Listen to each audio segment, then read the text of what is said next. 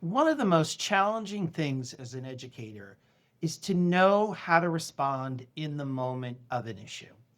We have situations in teaching because we're dealing with human beings that we can find ourselves in a situation that's very tricky and we don't know necessarily how to handle it when it happens. Now, those of us that have been in the field for a while know that certain situations do tend to repeat themselves.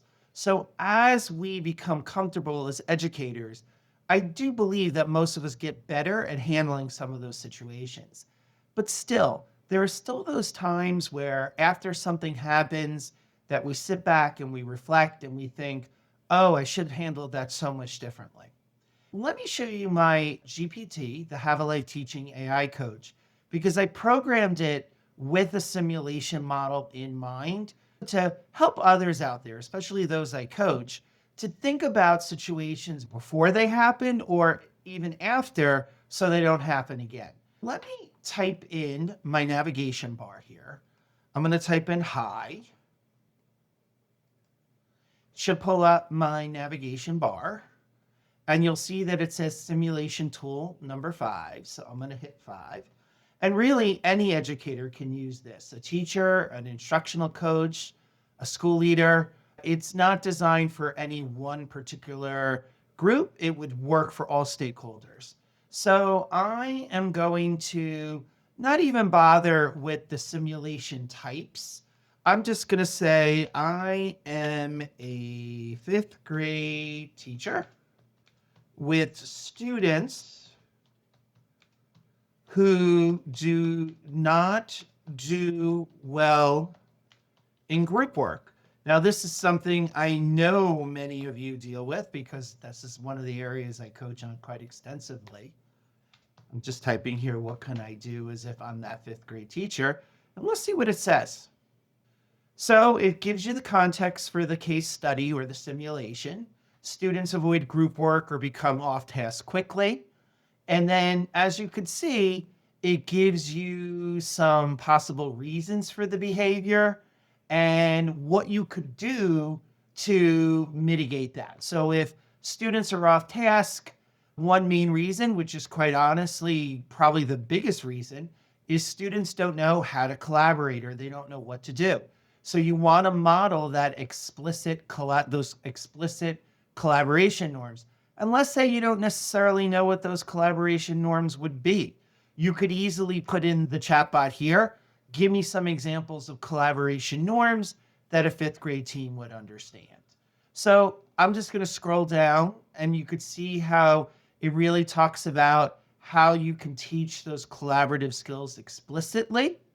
So that way students do learn the next time how to collaborate better. Now, let me give you another case study or scenario. I am an instructional coach with a seasoned but resistant teacher. How do I help them see their blind spots? See what it pulls up. Again, that's a common occurrence when you're coaching people. No two people being coached are the same. Gives you the case study or the simulation context, and it tells you to diagnose the resistance type. What is it specifically that they're resisting?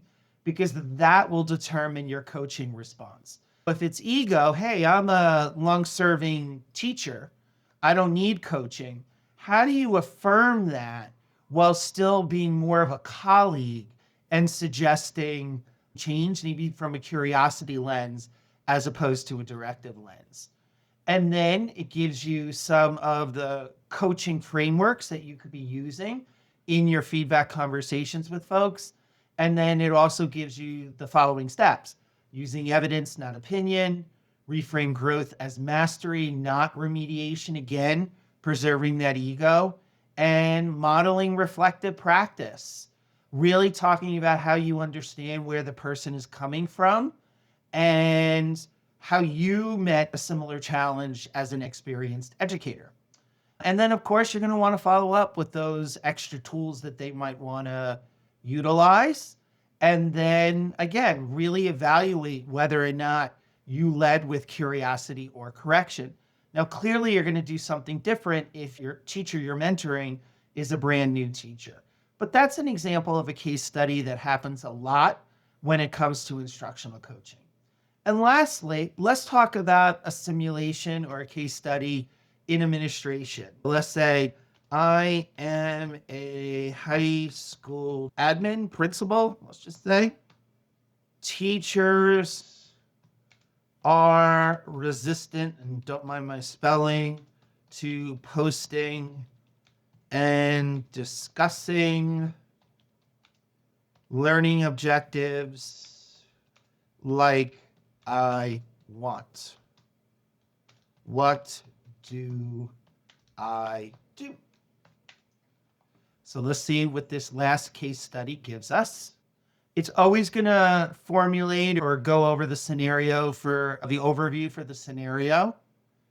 And then again, it's very similar to the instructional coaching.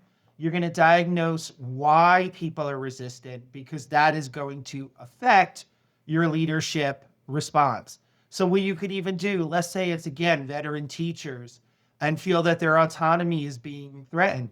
You want to acknowledge that expertise and connect the objective clarity to student ownership, not compliance. You can even ask the bot here, how do I do that? What are some of the specific things I should say to acknowledge that expertise and to tie the posting of learning objectives to student ownership more than just a compliance issue that teachers must engage in, which is quite often what they think. There you have some examples of 3 case studies for 3 different stakeholder groups in the education sphere and how one can use the Have a Life Teaching AI coach to help them think through those situations or those challenges. I'm offering the AI coach for $19 a month. You could go to my subs account and I will link to that account to subscribe. Not only do you get the AI coach, but you do also get unlimited direct messaging coaching support from me to go over any questions you have about the AI or about your teaching in general. Also, if you're a school leader and you might want to bring the AI coach to your district, do reach out. I'd love to talk to you about the partnership and also to talk about my coaching in ways that I could support your team, whether with the bot or in general.